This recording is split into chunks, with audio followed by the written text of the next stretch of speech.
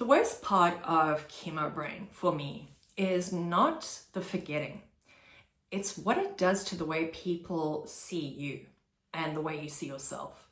I'll ask the same question 3 times or tell the same story twice, and I can feel a shift, especially at work where people may not know that I'm undergoing chemo.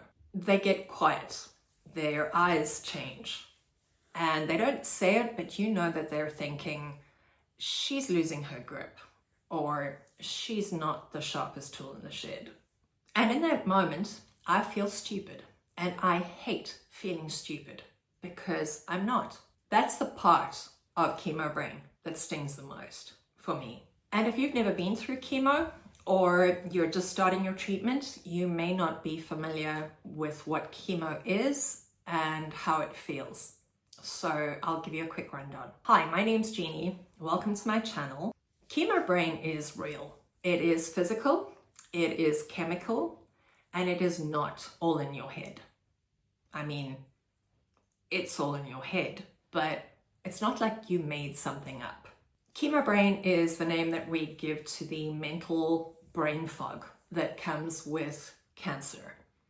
And that's not just about forgetting. There are a whole host of symptoms. You're unable to remember words.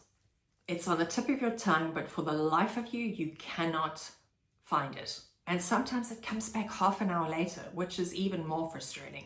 Your brain processes things slower. It's like you are swimming through molasses. You can't follow simple instructions, and it takes you longer to understand and to respond to new information. You lose focus. I don't know about you, but for me, I can read the same paragraph 3 times and look up from the book that I'm reading, and I have no clue what I've just read. And the same thing happens with TV shows. I can't follow the most basic plot. Multitasking becomes impossible. You used to juggle 10 different things at the same time. With chemo brain, you just can't. It's one thing at a time. You lose your train of thought. It is so frustrating. You're in the middle of a sentence and it just stops. And you can't remember what you've just said, and you can't remember what you were going to say. And it's embarrassing and it's frustrating. You feel overwhelmed. When you have things hanging over your head, we tend to put them off because we feel overwhelmed. And that makes us feel even more overwhelmed. You misplace your keys. You forget why you've walked into a room. You open the fridge and you have no idea what you were looking for.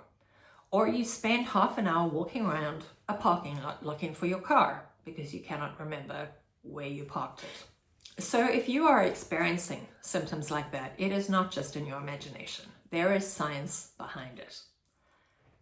Having said that, I am not a doctor and this is not medical advice. Scientists don't fully understand chemo brain, but here's what we do know. Chemo doesn't just hit cancer, it also hits your healthy cells, and that causes inflammation. And inflammation disrupts the way we think, our memory, and our focus. A stem cell transplant takes it to a whole other level.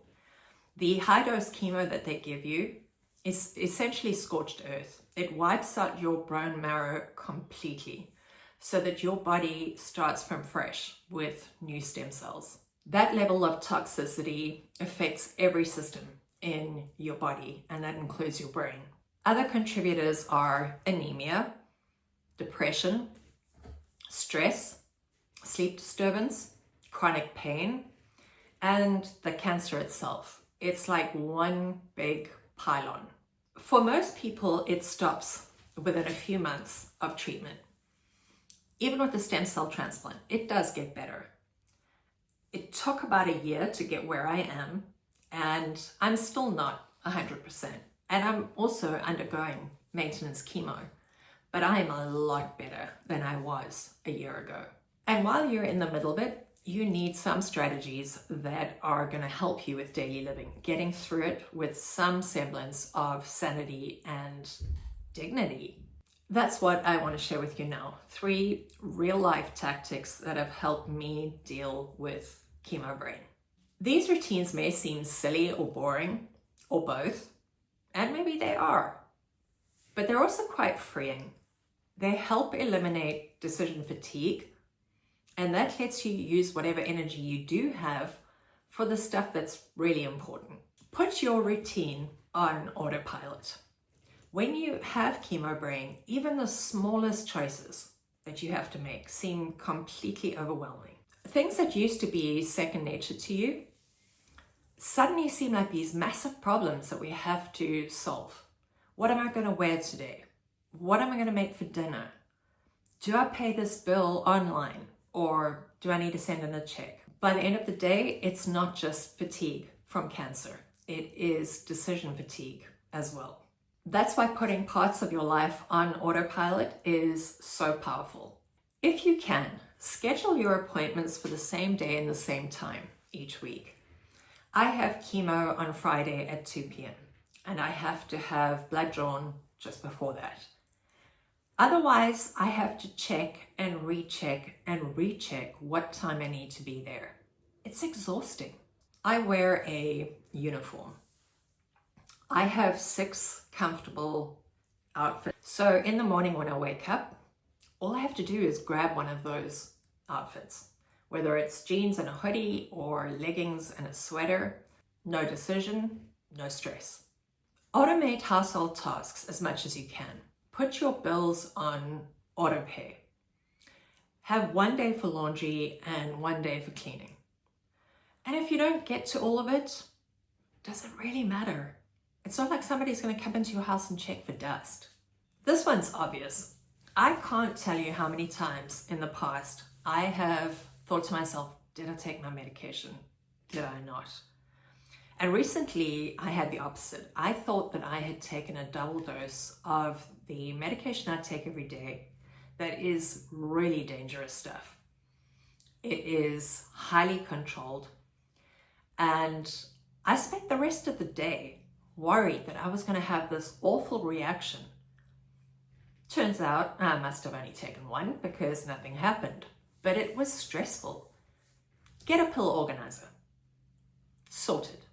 Depending on your budget, try and put together some freezer meals ahead of time on a day when you have more energy, or buy a week's worth of dinners that you can just heat up at night. Your future self will thank you, because that feeling of what's for dinner that hits at 5 o'clock is exhausting. Think of autopilot as decluttering your mental desk. Less noise, more focus. Every decision that you automate gives you back some energy that you can use on the stuff that's really important. Use technology to be your second brain. Yes, you can use sticky notes. But for me, the thing that has helped most is using my phone.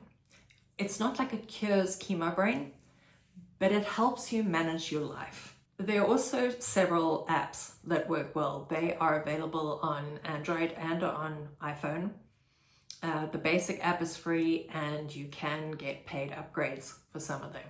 Several times I have missed doses because I haven't initiated a refill request with my pharmacist in time. There's an app called MediSafe. It's a medication management app. It offers dosage tracking, pill reminders, and alerts about refills too.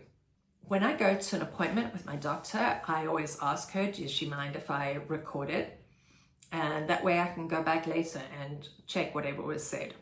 Another option is otter.ai. That's OTTER.ai. And I need to refer to my notes on this one. It's an AI-powered meeting assistant that records and transcribes conversations in real time with features like summaries and searchable notes. Lastly, if you aren't already using it, sign up for my chart. It is a complete game changer. That's how I communicate with my doctor and my whole healthcare team. I can get new refill prescriptions. I can check my blood test results or look at when my next appointment is. It is invaluable. When your brain can't hold it all in, Let your phone be your brain. Try mapping your energy. I have found that chemo brain is not consistent throughout the day. It is better in the morning. By mid-afternoon, the fog starts rolling in, and by evening, I'm complete toast. I keep the times when I feel sharpest for my most important tasks. Medication paperwork, serious conversations, work. The super foggy hours, that's when I do laundry and other mindless tasks. Energy mapping shifts the story from I am useless all day to I have moments of clarity and I use them wisely. It's about working with your brain as it is today, instead of punishing yourself for not being the person you were pre-cancer. It isn't about doing less, it's about doing the right things at the right times. The bottom line is that chemo brain can be incredibly frustrating. I probably care too much about what people think, but it's embarrassing too. It makes you feel stupid. It makes you look stupid, even when you're not stupid.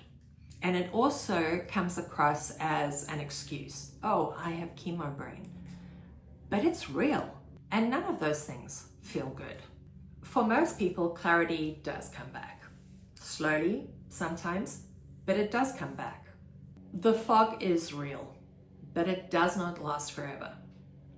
And in the meanwhile, be patient with yourself and cut yourself some slack. That is all I have for you today. If you found anything useful in this video, please like, subscribe, or leave a comment. All of those things the YouTube algorithm loves, and that means I can reach more people. Thank you, and I'll see you in the next one.